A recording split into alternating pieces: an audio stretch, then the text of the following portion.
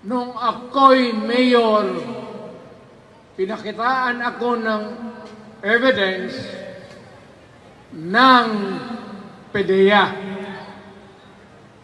Doon sa listahan, nandoon yung pangalan mo.